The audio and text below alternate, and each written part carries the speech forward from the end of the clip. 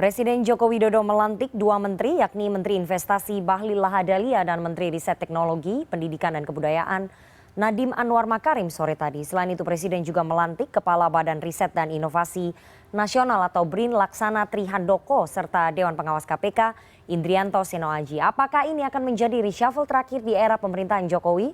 Untuk mengelaborasinya lebih dalam, kami sudah terhubung melalui sambungan Zoom dengan Direktur Eksekutif Indikator Politik Indonesia, Burhanuddin Muhtadi. Selamat sore Mas Burhan. Sore Rifana. Oke Mas Burhan, setelah tarik ulur jadi atau tidak akhirnya jadi juga reshuffle kabinet dilakukan. Saya mau tanya ke Mas Burhan, apakah ini strategi memperkuat pemerintahannya Pak Jokowi atau hanya sekedar tambal sulam menutupi perubahan nomenklatur Mas Burhan? Reshuffle kali ini saya kira bisa disebut sebagai reshuffle minimalis. Karena memang kebetulan posisi-posisi yang diisi oleh Nadiem, kemudian oleh Pak Bahlil, Pak Laksana Trihandoko maupun Pak Indrianto, posisi yang hukumnya wajib untuk diisi oleh pejabat karena perubahan nomenklatur ataupun karena ada pejabat yang meninggal dunia. Jadi ini satu reshuffle minimalis yang tidak menutup pintu kemungkinan adanya reshuffle di kemudian hari.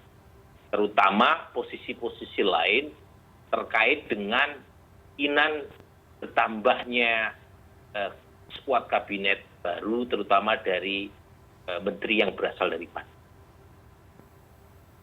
Oke, Mas Burhan, reshuffle minimalis masih terbuka kemungkinan akan ada reshuffle baru kalau memang ada skuad baru yang akan masuk ke dalam koalisi pemerintahan. Kenapa kemudian tidak dijadikan satu saja? Kenapa tidak sekaligus? Apakah masih ada tarik-menarik antara parpol-parpol yang akan ditarik untuk masuk ke dalam koalisi pemerintahan?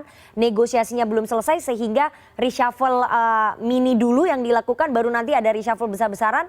Mas Burhan? Salah satunya karena Presiden Jokowi pasti mempertimbangkan banyak hal, bukan sekedar tarik-menarik secara politik. Ya. Tapi misalnya bukan reshuffle kali ini, itu ada banyak kejutan, termasuk hal-hal yang kita tahu, gitu ya. Bagaimanapun Presiden kan orang Jawa yang mempertimbangkan, misalnya kalau reshuffle dilakukan sebelum Lebaran, buat mereka yang sekarang masih itu implikasinya secara sosial sangat besar.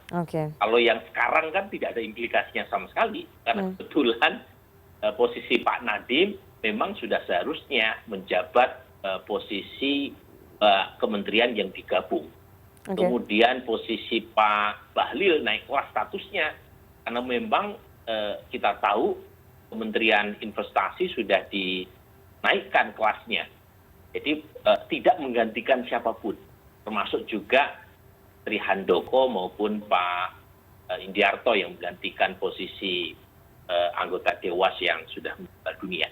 Jadi tidak ada implikasi apapun. Nah, kalau misalnya reshuffle yang lebih besar dilakukan, tentu agak riskan kalau dilakukan dalam waktu sekarang.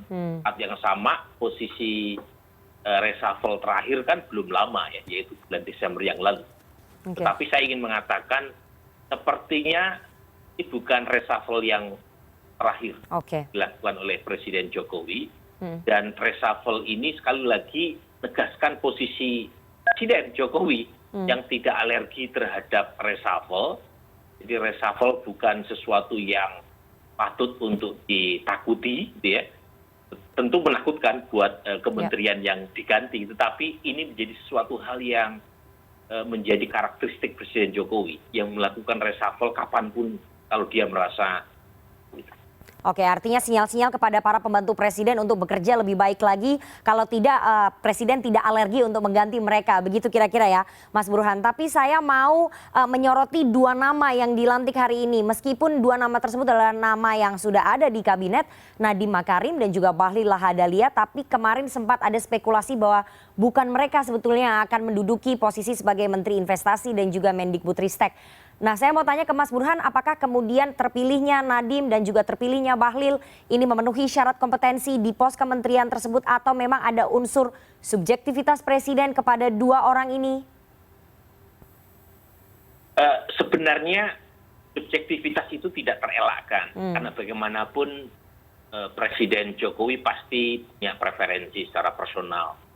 Tetapi kalau kita lihat dengan mengabaikan ada atau tidaknya subjektivitas seorang presiden, kalau kita lihat kinerja keduanya, menurut saya layak untuk dipertahankan dengan segala kelemahannya. Misalnya Pak Bahlil, lepas dari misalnya kritik ya yang disampaikan kepada beberapa pihak terhadap beliau, saya kira cukup lumayan ya. Kinerjanya di tengah pandemi, tetapi ada banyak gebrakan yang dia lakukan. Saya ingat misalnya suatu waktu ada acara ribuan investor gitu ya, saya kemudian political outlook-nya, kemudian Pak Bahlil memberikan pidato dari sisi ekonominya, pernyataan yang menurut saya menarik yang dia sampaikan di acara itu, saya jadi saksi matanya. Dia mengatakan begini, jadi buat investor dari luar negeri, kira-kira ini dalam bahasa Indonesia, datang saja bawa uang, saya yang akan perizinannya. Jadi dalam kacamata Pak Bahlil, hambatan investasi itu bukan di luar, tapi di dalam, terutama red tape ya, birokrasi yang panjang, buat iklim investasi kita berkurang. Jadi dia introspeksi ke dalam, bukan menyalahkan investor dari luar yang nggak mau datang, tapi ke dalam. Nah itu untuk Pak Bahlil ya. Masuk misalnya bagaimana dia menyelesaikan investasi yang berlarut-larut terkait dengan Lotte Chemical di Cilegon. Jadi ada hal-hal yang menurut saya patut untuk kita apresiasi. Kenapa kemudian Pak Bahlil naik kelas? Mungkin salah satunya karena pandemi, investasi diperlukan lebih banyak lagi, dibutuhkan orang yang lebih kreatif. Meskipun saya nggak terlalu yakin ya, investasi akan datang bertubi-tubi, karena memang iklim globalnya seperti ini. Nah kemudian untuk Pak Nadiem, Rifana, memang ada banyak kontroversi yang kemarin sempat muncul, mulai dari kamus sejarah, kemudian juga hal-hal yang terkait dengan kontroversi yang pahlawan mengikuti pendidikan. Kedatangan beliau ke rumah Ibu Mega dan seterusnya. Tapi saya kira ada hal yang memang harus diselesaikan oleh Pak Nadiem, terutama koordinasi di dalam. Jadi bagaimana mungkin misalnya satu buku, satu kamus sejarah yang penting itu bisa melewatkan figur-figur yang seharusnya ada dalam kamus sejarah tadi.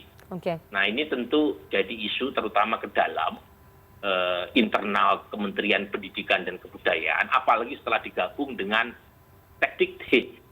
Bukan hal yang mudah buat orang luar seperti Nadiem, apalagi latar belakangnya dari profesional, datang dari latar belakang profesional masuk ke dalam instansi yang birokrasinya cukup tinggi, diperlukan satu fine tuning ya, sehingga antara Nadiem dengan internal birokrasi Kemendikbud plus Ristek ini betul-betul bicara dalam halaman yang sama, dalam on the same page. Nah itu kayaknya belum selesai itu ya, urusan itunya antara Nadiem dengan internal kementerian di dalamnya. Oke. Kalau menurut Mas Burhan, dua orang ini memang orang yang patut diapresiasi dan pas menempati dua pos kementerian tadi, tapi ada beberapa masalah yang memang harus diselesaikan oleh keduanya, baik di internal ataupun soal penarikan investasi. Tapi saya mau tanya soal Kepala BRIN yang kemudian hari ini juga dilantik, Mas. Ini menjadi tanda tanya karena kemarin sempat ada spekulasi bahwa Profesor Bambang Brojonegoro harusnya ataupun sudah ditawari untuk duduk di posisi Kepala BRIN, tapi yang bersangkutan kemudian menolak, akhirnya dipilihlah Kepala LIPI. Apakah ini kemudian mengakomodasi keinginan salah satu petinggi partai politik yang memang menginginkan adanya Badan Riset dan Inovasi Nasional, atau memang seperti apa Mas Burhan melihatnya? Iya, kritik saya terkait dengan nomenklatur ini adalah terlihat seperti di luar desain rencana awal. Jadi sepertinya ada kejadian di tengah rencana. Jadi kalau kita lihat skuad kabinet Presiden Jokowi periode pertama sampai periode kedua satu setengah tahun setelah dilantik, itu kan memisahkan antara hulu dan hilir. Jadi Kementerian Pendidikan dan Budaya dipisahkan karena itu memegang urusan hulu, sementara hilirnya Ristek Dikti ya.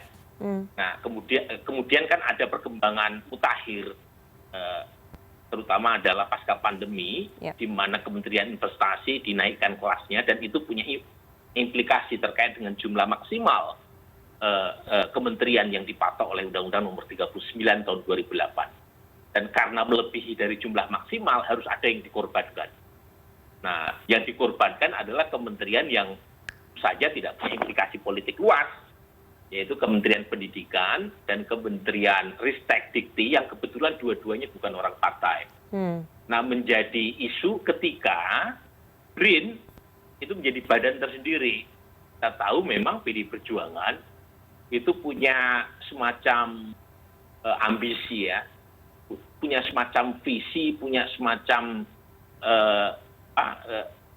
keinginan yang kita tahu bukan suatu hal yang ditutupi dari dulu. Ibu Mega punya visi bagaimana badan inovasi ini betul-betul punya kontribusi lah ya. Itu tidak menjadi bagian dari institusi Ristek misalnya. Nah, pada titik itu kalau kemudian muncul Pak Laksana Trihandoko yang memang sangat dekat ya dengan kawan-kawan dari PDI Perjuangan, ya saya tidak terlalu kaget. Yang penting buat saya adalah lepas dari kedekatan personal dengan salah satu partai atau banyak partai, yang penting kan bagaimana Pak Laksana Trihandoko membuktikan, menerjemahkan isi BRIN tadi dalam konteks yang lebih konkret ya, bukan sekedar mengawang-awang. Jadi buat saya adalah pembuktiannya yang kita tunggu, bukan soal apakah ya backup politik atau tidak. Bahwa politik itu penting iya, tapi yang ditunggu publik adalah apakah beliau mampu menerjemahkan semua ekspektasi yang selama ini dibebankan pada pundaknya. Kalau tidak, berarti ya hanya sekedar jualan kedekatan politik saja gitu. Nah, karena itu kita harus kasih waktu ya buat mereka-mereka yang mendapatkan amanah hari ini untuk membuktikan. Jangan terlalu buru-buru untuk menuntut gitu ya hasilnya. Kita kasihlah semacam benefit of the doubt gitu ya. Tetapi kalau misalnya dalam waktu setahun belum kelihatan gebrakannya, ya patut kita pertanyakan. Apa setahun? Simple Rifana. Waktu makin bergulir cepat mendekati 2024 dan dugaan saya akhir 2022, akhir tahun depan, kalau belum juga tampak pembenahan pasca pemulihan post pandemik, saya kira masyarakat ekspektasinya makin meningkat. Dan kalau misalnya belum juga kelihatan, partai pendukung Pak Jokowi yang akan pelan-pelan meninggalkan. Jadi quick wins itu perlu, dan itu harus ditunjukkan oleh menteri-menteri yang mendapatkan amanah sekarang.